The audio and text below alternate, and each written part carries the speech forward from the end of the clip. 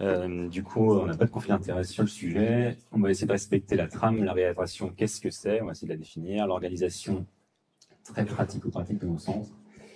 Les limites et les protocoles en cours, s'il y en a. Donc, on se pose avec Vincent, qu'est-ce qu'on va traiter aujourd'hui, parce qu'on a quand même qu'une demi-heure. Et déjà, on va mettre de côté les tumeurs malignes primitives, on va parler que de métastases pour poser le contexte. Et du coup, on a identifié 3 grandes situations de réirradiation. C'est la réirradiation après l'encéphale en totalité ou l'encéphale prophylactique pour les petites cellules. La réirradiation locale, c'est-à-dire en plein champ, tumeur en place ou d'exérèse, enfin une berge d'exérèse déjà irradiée. Et puis le cas de la réirradiation régionale, on n'a pas les mêmes considérations, donc là on est plus dans une sorte de volume et de jonction de champ. Et donc déjà on a ces trois situations identifiées. Et ensuite vient s'intriquer le traitement local, la chirurgie, la radiothérapie, le traitement systémique, l'oncologue médical, la chimio, l'immuno, la thérapie ciblée. Et donc on voit déjà qu'en une seule slide, on a une situation qui est quand même assez problématique. Et si on rajoute à ça une chose qui est, pour notre sens, extrêmement important dans la réalisation cérébrale, c'est le bilan préthérapeutique, parce qu'on est face à quelque chose où on n'a pas souvent la patte, on peut difficilement y retourner en biopsie. Et donc il faut faire inclure des nouveaux acteurs, c'est le radiologue, c'est le médecin nucléaire. Donc si on rajoute à ça avec le neurochirurgien, l'oncologue médical et le radiothérapeute, on comprend très rapidement dans l'espace d'une diapo qui nous font une RCP dédiée. C'est un peu le message de cette première diapo du topo. Nous à Nantes, c'est tous les jeudis, à Brest, je ne sais plus la date, mais c'est régulier. Il faut cette RCP dédiée métacrâne, il ne faut pas une RCP d'organes, thorax, ORL, où on va parler de la métastase cérébrale. Donc, cela étant dit, on a fait le choix de parler que de métastase cérébrale, et on a aussi fait le choix de parler que de 3 sujets aujourd'hui, parce que sinon, au vu de l'heure, on va vous perdre. Et donc, on va parler de réirradiation locale, de réirradiation régionale. Et puis, je vais commencer tout de suite par vous parler du bilan préthérapeutique, c'est ce que je connais le mieux, et notamment avec un cas clinique. Pourquoi? Parce que quand on parle de réirradiation cérébrale, on va forcément évoquer la radionécrose, parce que c'est l'éternel dilemme qu'on a en RCP. Est-ce que c'est de la rechute? Est-ce que c'est de la radionécrose? Le but, c'est pas de faire un cours dessus, mais globalement, il faut retenir durée médiane d'apparition à 7 mois, incidence dans les grandes cohortes, 7%. Alors, si on prend toutes les cohortes qu'on veut, on peut faire parler les chiffres, ça va de 5 à 37%, mais globalement, il faut retenir le chiffre 7, c'est à 7 mois, c'est 7% d'incidence, et globalement, 72% des cas dans les 2 ans. Et pourquoi c'est un tel problème, la radionécrose cérébrale? Et vraiment, on sait tous, c'est la même sémiologie, à la fois clinique, ça va donner les mêmes symptômes neurologiques. Et puis, à l'imagerie, dans la physiopathe de la radionécrose cérébrale, il y a une altération endothélium vasculaire, il y a une rupture de la BHE, et donc du coup, il y a une prise de contraste. Et c'est pour ça qu'à l'IRM, on est toujours embêté sur l'aspect entre la rechute et la récidive, et la radionécrose. Donc pour illustrer ça, je vais vous présenter directement un cas clinique. Une femme de 65 ans, métastase unique, synchrone secondaire d'un carcinome pulmonaire. Donc on le voit bien ici en pariétal 3, qui a été opérée avec une radiothérapie, ensuite des berges, 3 fractions, quelque chose d'extrêmement classique. Et donc dans la surveillance, je ne vous passe pas toutes les IRM de suivi, on voit qu'à 8 mois, il y avait une berge des cavités de berge extrêmement saines. Et puis à 14 mois, ça se complique. Le radiologue, il nous décrit un rehaussement, une prise de contraste, tout est un gâteau, avec même des petits nodules millimétriques, donc c'est quand même fortement embêtant. Et donc, si je vous fais participer, qu'est-ce que vous faites? Est-ce que vous faites une imagerie complémentaire? Est-ce que vous réirradiez? Est-ce que vous opérez? Est-ce que vous surveillez?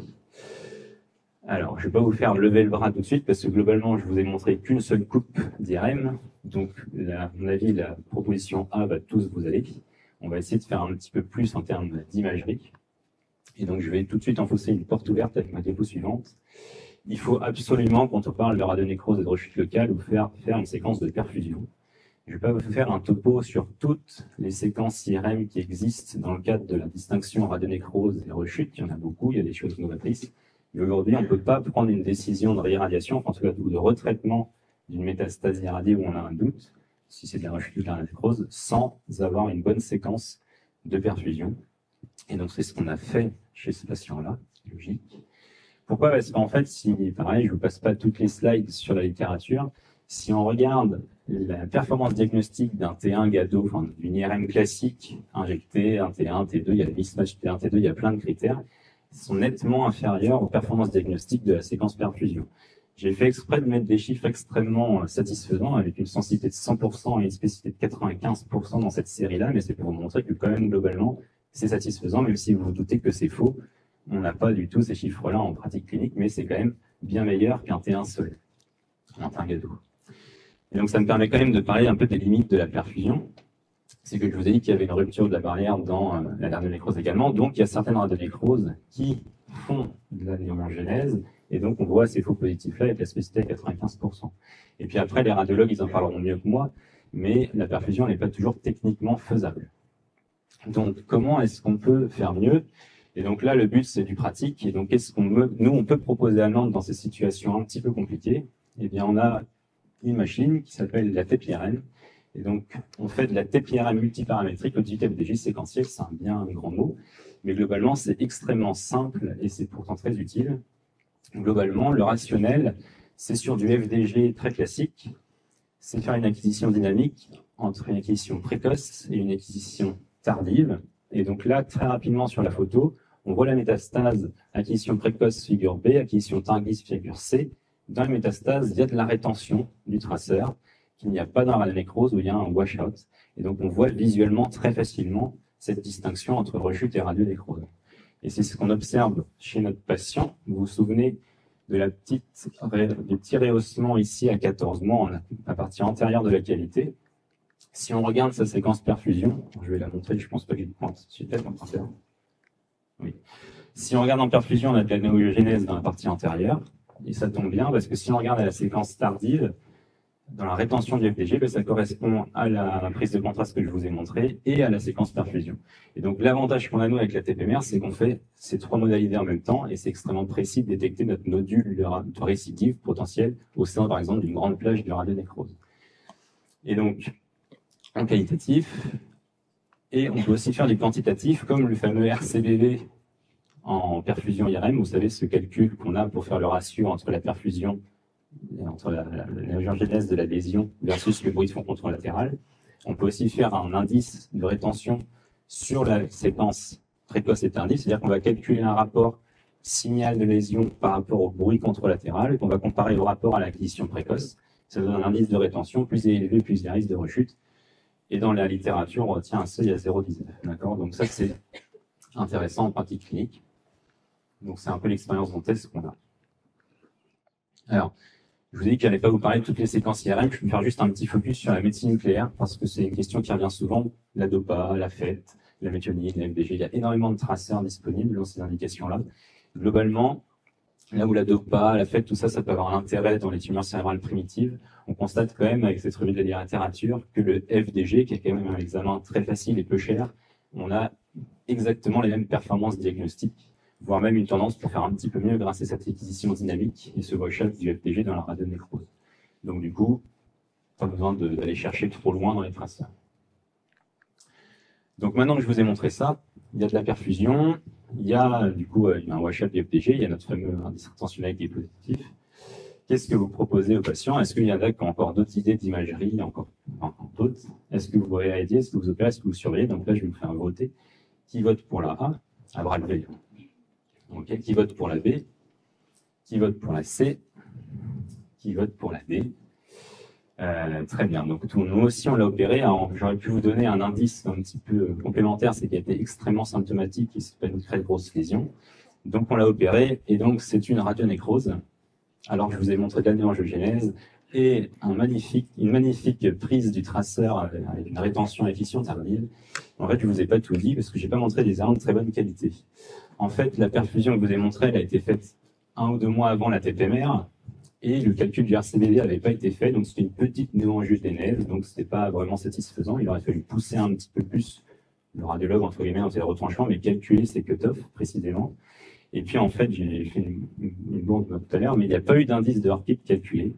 C'était simplement une analyse qualitative, et puis si on se remet sur notre imagerie, on constate que par rapport au bruit de fond contralatéral, il n'y a pas grande différence, même si on a l'impression que ça saute aux yeux, qu'il y avait une rétention.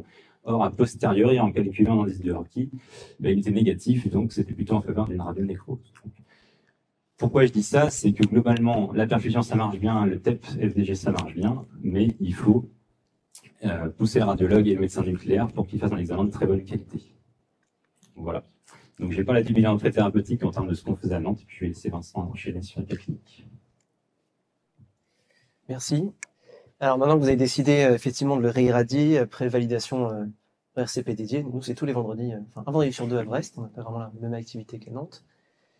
Donc je vous présente ici le cas clinique de cette patiente de 60 ans qui a un cancer du poumon pan négatif avec un PDL entre 5 et 50%, qui a une première radiothérapie en décembre 2020 avec 23,1 degrés en 3 fractions en périphérie, 33 au centre. En mai 2021, donc à moins d'un an après, donc 6 mois à peu près, suspicion de récidive locale isolée, elle va en être opérée et sur la pièce opératoire on confirme la récidive, donc à 6 mois.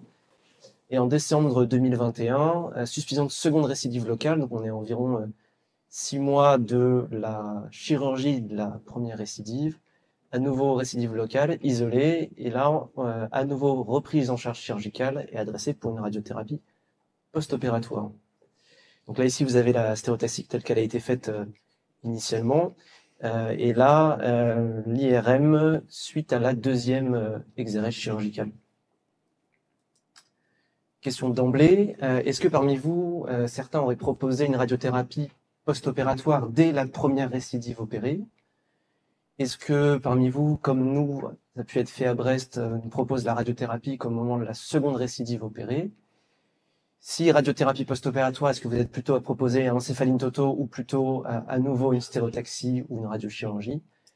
Et enfin, si vous avez retenu une stéréotaxie ou une radiochirurgie, est-ce que vous proposez plutôt un hypofractionnement, quelle que soit la première radiothérapie? Alors, je ne sais pas qui est-ce qui est pour proposer une radiothérapie post-opératoire des chirurgies de cette récidive locale post-stéréotaxie. Proposition A. Ok. Proposition B, est-ce qu'il y en a qui réirradient après la chirurgie? Ok. Personne. Si jamais vous deviez faire une radiothérapie post-opératoire, est-ce que vous proposez plutôt un EIT ou une stéréo? Plutôt une stéréo, j'imagine. Ok. Et est-ce que si vous faites de la radiothérapie post-opératoire, vous proposez plutôt un hypofractionnement qu'une monofractionnement? Qui est-ce qui est plutôt pour le monofractionnement? Ok. Alors, quand on considère les lésions qui ont récidivé, effectivement, et là on va rejoindre un petit peu ce qui a déjà été dit, c'est des lésions qu'on va mettre un petit peu à part par leur caractère radiorésistant de cette métastase qui a rechuté. On connaît la relation entre la dose et le contrôle local, et également, comme vous l'a expliqué Axel, cette balance entre le bénéfice du contrôle local et le risque d'une radionécrose éventuelle qui est probablement majorée dans cette situation de réirradiation. Et donc la question qu'on se pose, c'est est-ce qu'il faut adapter notre protocole? Ici, je vous présente, c'était une revue de la littérature qui était publiée en 2020, qui ressort principalement à la fois sur le contrôle local et sur la survie globale, l'importance de la dose deuxième traitement par radiochirurgie ou radiothérapie. Le grand message, c'est que quand vous décidez de réirradier, il faut réirradier probablement à une dose équivalente que la première radiothérapie telle qu'elle a été faite. À noter également qu'il y a une corrélation entre la dose de cette deuxième série de radiothérapie et le risque de radionécrose qui, poulait, était autour de 14%. Donc ça varie entre 9 et 20% pour donc globalement similaire par rapport à ce qu'on peut connaître sur des premières séries de radiothérapie, autour de 10%. Axel vous a dit 7% tout à l'heure. Bon, vous avez quand même l'intervalle où on allait jusqu'à 30% dans certaines séries, même sur des premières séries. Pour répondre à la question tout à l'heure, et c'est une question qu'on se pose nous à Brest quasiment toutes les 2 semaines, de est-ce qu'il faut réirradier après une chirurgie de récidive locale? Notre attitude à Brest, c'est de ne pas le proposer de manière systématique, si exérèse macroscopiquement complète et confirmée à l'IRM. Ici, c'est une série qui a étudié sur 200 patients et qui ont suivi les patients qui avaient été opérés et qui n'ont pas été réirradiés en post-opératoire. Et on a quand même un chiffre qui est de 40% de récidive locale dans le suivi. Donc, c'est des patients qui n'ont pas été réirradiés, effectivement, mais en tout cas, c'est un chiffre 40% qui devrait possiblement nous faire réfléchir à proposer quasiment peut-être systématiquement une récidive. Alors, ce qui est intéressant tout de même, c'est que sur les 204 patients qui ont été opérés, uniquement 58% avaient du reliquat tumoral sur la pièce opératoire. Donc, il y avait 42% de patients où il n'y avait pas de reliquat tumoral. Et donc, ce 40% que je vous donne, c'est chez les patients qui avaient un reliquat tumoral sur la pièce opératoire. Ils n'ont pas comparé, on n'a pas aujourd'hui de données, en tout cas, j'ai pas trouvé de papier qui compare les deux attitudes. Il n'y a pas de données spécifiques de radionécrose dans ce papier.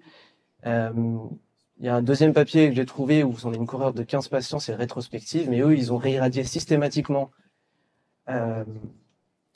en post-opératoire de la récidive post-stéréotaxie. On a des taux de radionécrose qui sont à 13%, donc qui sont à peu près équivalents à ce que je vous ai donné. Contrôle local, on est à 75% versus les 40% du dessus. Donc, on va dire qu'en réirradiation locale, pour clôturer ce côté, en gros, quand on décide de réirradier, on réirradie très probablement à la même dose, ou une dose similaire. Deuxième cas clinique qui va aborder la réirradiation régionale, patiente de 65 ans, cancer du sein, RH+HR2-, métastatique cérébrale, patiente avec de multiples lésions, et qui en décembre 2021 nous est adressée pour une stéréotaxie sur 3 lésions en oligoprogression. Entre-temps, on avait changé notre protocole, on était passé à 27 degrés en périphérie, toujours 33 au centre. C'est ces 3 lésions ici, donc c'est la ligne du dessus. Et puis en décembre 2022, elle est contrôlée sur les 3 lésions du dessus. Elle nous est adressée pour une nouvelle série de radiothérapies, cette fois sur 2 lésions non préalablement irradiées, donc une sous épandymère et puis une seconde parafalcoriale droite.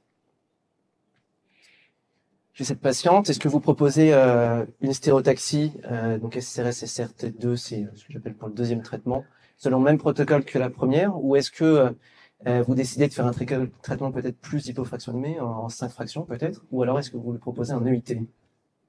Qu'est-ce qu'il propose un EUT? Okay. Et qui est-ce qui va adapter son protocole? Ok. Ça fait quand même consensus. Donc tout le monde lui propose la même chose. Donc nous, effectivement, on avait refait 27 grilles en 3 fractions. Alors c'est peut-être un mauvais exemple parce qu'on a l'impression d'être loin d'à peu près tous les organes à risque critiques, si ce n'est le cerveau. Donc là, on va effectivement, le but c'est de faire un focus sur quelles sont les contraintes qu'on a spécifiques en réirradiation. Alors vous avez ici ce qu'on va détailler un peu sur la V40 et la V18-V12, enfin le chevauchement de V18-V12. Ça c'est les contraintes qu'on connaît en primo-irradiation. Donc ça c'est un crop du Rocorad dans sa version 2.0. Il y a aussi des recommandations du groupe ITEC qui va vous corréler que ce soit la radiochirurgie ou l'hypofractionné. Vous voyez sur la droite, la V12, les risques de radionécrose sur le cerveau, et puis en radiothérapie fractionnée entre le cerveau sain et le risque de radionécrose avec la V18 et la V23. Et puis ITEC qui va également proposer des contraintes sur les voies optiques et tronc cérébral. Mais finalement, on n'a pas vraiment de contraintes spécifiques en cas d'antécédent de radiothérapie. Alors pas vraiment, on va quand même en détailler 3. Je vais d'abord parler de la V40 qu'on peut utiliser en radiochirurgie parce que c'est extrait d'un papier publié en 2017, cohorte de 32 patients, 46 lésions. Et cette V40, moi je l'ai surtout retrouvée pour la radiochirurgie que honnêtement à Brest on pratique peu. Je pense que l'encadré rouge il résume bien la situation. On est quand même sur des volumes de recoupe, enfin de V40 qui sont, on peut juger quand même très faibles, hein. On est autour de 1 cc. Avec des risques qui sont x5 en base de 0,3 à 1,6. Donc on sent que c'est vraiment très stringent comme contrainte dosimétrique. Celle qui va peut-être être plus généralisable, c'est le chevauchement V18-V12. Donc la V18-V12, c'est le chevauchement du cerveau sain qui reçoit plus de 18 Gray lors du deuxième traitement et du cerveau sain qui recevait plus de 12 Gray lors du premier traitement. Là également, on a des petites cohortes.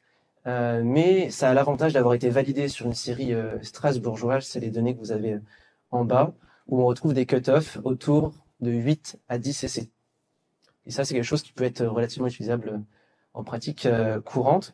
Mais finalement, nous, on l'utilise un petit peu, mais c'est pas non plus parfait. Ici, c'est un exemple d'un patient qui a été irradié, donc un cancer du poumon qui a été irradié à 2 reprises. En bleu, vous voyez le premier traitement qui a été fait. Alors, le plus petit isodose, c'est la V18, la plus grande, c'est la V12. Et en rouge, c'est la deuxième série. À gauche, c'est lors du deuxième traitement. Et à droite, c'est lors à gauche, pardon, c'est le premier traitement. À droite, c'est le deuxième traitement. En vert, c'est le chevauchement entre la V12 du premier traitement et la V18 du deuxième traitement. Donc, c'est exactement l'inverse de la contrainte que je vous ai proposée.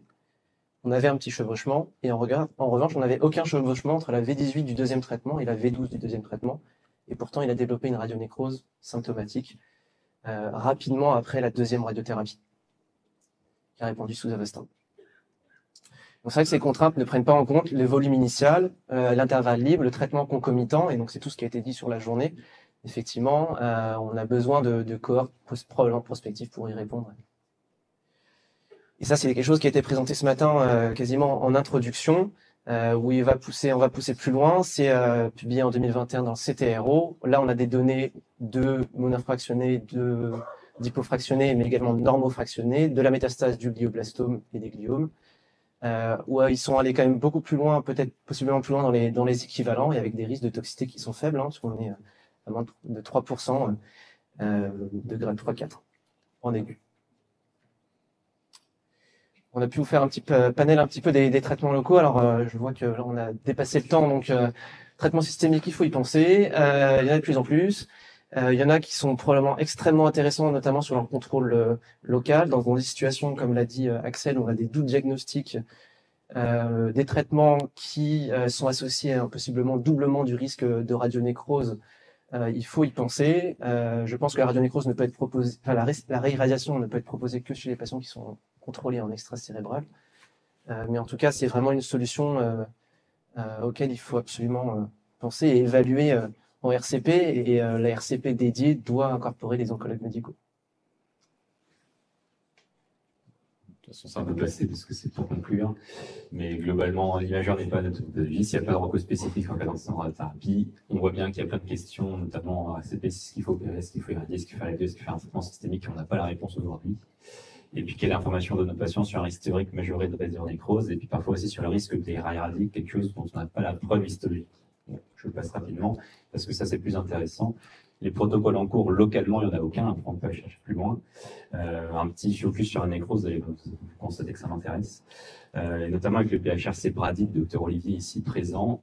C'est une coup de pub, mais qui est intéressant parce que dans Bradit, donc c'est la phase 3 sur le bevacizumab pour le traitement de la radionécrose, la réirradiation ne sera pas un critère excluant. Et donc, savoir qu'on peut mieux traiter grâce à cette phase 3-là la radionécrose nous peut aussi nous donner moins peur de réirradier globalement.